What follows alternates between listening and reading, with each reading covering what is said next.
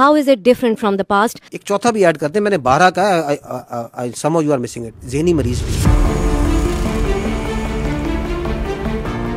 সম্প্রতি এক সংবাদ সম্মেলনে নারী সাংবাদিককে লক্ষ্য করে আইএসপিআর প্রধান আহমেদ শরীফ চৌধুরীর চোখ মারার ঘটনা ভাইরাল হলে পাকিস্তান জুড়ে ব্যাপক সমালোচনার জন্ম দেয়। 9 ডিসেম্বর রাওয়ালপিন্ডিতে আইএসপিআর এর সদর দপ্তরে এই ঘটনা ঘটে, যা মুহূর্তেই সামাজিক যোগাযোগ মাধ্যমে ভাইরাল হয়, যার ফলে সামরিক প্রতিষ্ঠানের ভাবমূর্তি ও দায়িত্বশীলতা নিয়ে চলছে বিস্তর আলোচনা। পাকিস্তান জুড়ে এখন একটাই প্রশ্ন, এটাই কি তাদের গণতান্ত্রিক বাস্তবতার প্রতিচ্ছবি?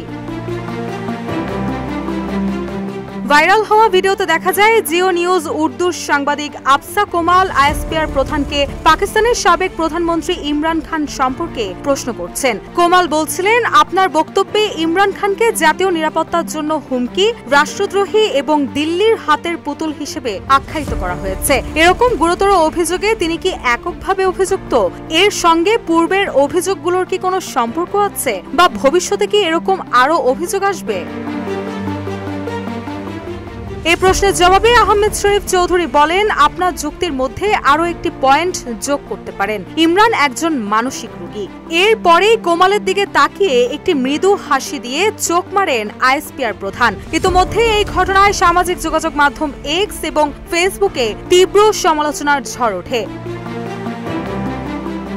এদিকে পাকিস্তানের নাগরিকরা এই ঘটনায় সোশ্যাল মিডিয়ায় নিন্দার ঝড় তুলেছেন এবং সেনাবাহিনীর পেশাদারত্ব নিয়ে প্রশ্ন তুলেছেন। একজন ব্যবহারকারী তার সোশ্যাল মিডিয়া পোস্টে লিখেছেন, এমন ভাবে ক্যামেরার সামনে প্রকাশ্যে ঘটনার অবতারণা হলো, এটা গণতন্ত্রের জন্য লজ্জাজনক। আবার কেউ কেউ প্রশ্ন তুলছেন, মিলিটারি ইউনিফর্ম পরে কেউ কিভাবে প্রকাশ্যে এমন আচরণ করতে পারেন?